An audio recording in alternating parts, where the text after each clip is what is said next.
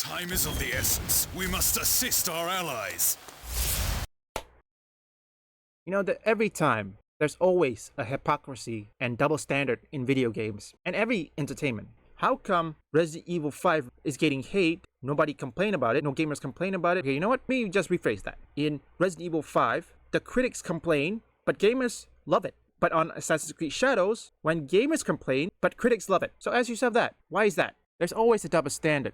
And Resident Evil 5 Remake is probably going to be the nail in the coffin with these journals. At this point, they're gonna have to review it whether they like it or not. With the difference between Resident Evil 5 being accused of racism simply for killing African zombies, and we see the opposite happen with Assassin's Creed Shadows and Yasuke for bashing in the brains of many Asian and Japanese people. And I think that is kind of the thing that we usually see in the current day of the video gaming industry, where the things that follow the modern day standard of what things are acceptable is cheered as empowerment, even when the opposite is true, and the things that make logical sense are lambasted and ridiculed as something offensive. And I think that's what we get with a lot of the conversation when it comes to Assassin's Creed Shadows, where everything is about how empowering, how amazing this is, how liberating, and how deep and intellectual it is for being diverse in its roots. And I think seeing this game, you kind of wonder, what is the whole controversy about? Why are they trying to hype this game up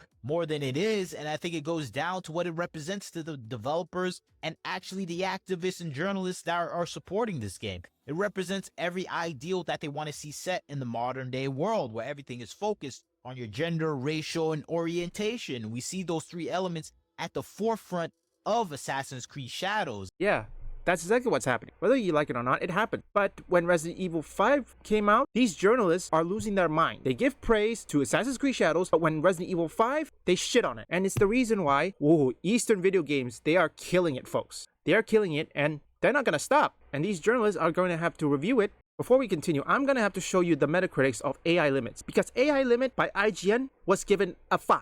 Make that make sense. Here, let me show you. 65, 16 reviews. Let me show you some recently. At Clear Yumia. See the difference here? 30 critics with this one, 16 critics. Where do we seen this before? Here, let me show you. Take a look at this. Lollipop Chainsaw Repop, 8 critics, but users 143. See the difference? In this case, see the similarities.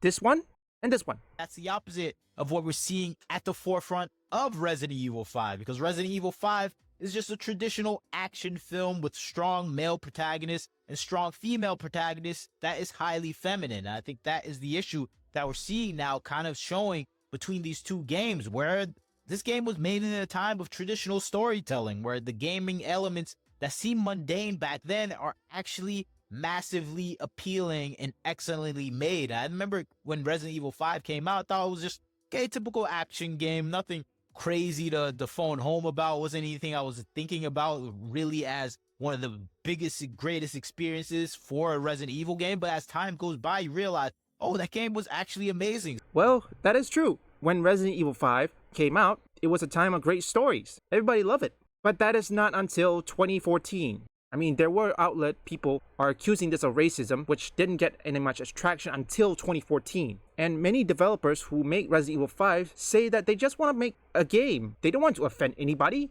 But to the journalists, it's not even enough. It's an evil game, but as time goes by, you realize, oh, that game was actually amazing, especially with all the trash content that is coming out, especially with some of the terrible female lead characters that we get nowadays. And we get Shiva Alomar here, who's an amazing character to be at the side of Chris Redfield. I think that dynamic that we see in this game is what's the selling point for a lot of people with it. I think when I look back at this game now, I think, okay, this game was actually properly made, properly written, and executed well enough where I want to see a remaster, the same way that we see the Resident Evil 4 remaster. But of course, asking for a remaster now is considered racism. And I think we see this with an article from The Gamer that says Resident Evil 5 is too racist for a remake. And it goes down to the issue where they say the game is disrespectful because it shows African people as savage monsters, and that is too close to home. Because for some reason, people making this argument, in their mind, having zombies act like zombies is too close to being an actual African person. I'm like, whoa, well, you're making a connection here that doesn't simply connect only if you perceive African people as flesh-eating monsters at its core. And I think that's the funny thing about this, where the people making this argument kind of have a little bit of racism in themselves to even make this argument. But of course, people celebrated this take, saying, yeah, Resident Evil 5 is too racist to remake it. And we kind of see the opposite happen with Assassin's Creed Shadow. It's exactly the opposite. The reason why people cry racist like this is actually white liberal women, or white liberals in general. And I know every Africans or every black people, they love Resident Evil 5. Tell me, to my viewers here, if any of you who are from the black community, tell me something. Are you offended by Resident Evil 5? By the way, Jade King here, if I had to make a guess, she is actually a supporter of Kotaku, I think. I don't know. I need to check Kotaku Detector again about that woman. But I think based on this, she is pretty much racist. So I think I'm gonna have to make another video on my second channel on video game journalists versus the gaming community. And I don't mean every gaming community. I think whether they like it or not, these journalists, they are going to have to review a game mainly made in the East. Whether they like it or not, they had to review it and not put politics. Because let me tell you this, Tides of Annihilation takes place in London. And one of the IGN writers or reviewers threatened to reduce scores by 1 or something if there's a mention of the Gulf of America.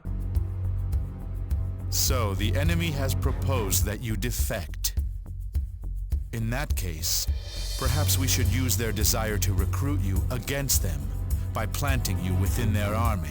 Gain their trust, and before long, we will give the signal for you to destroy their ranks and resolve from within.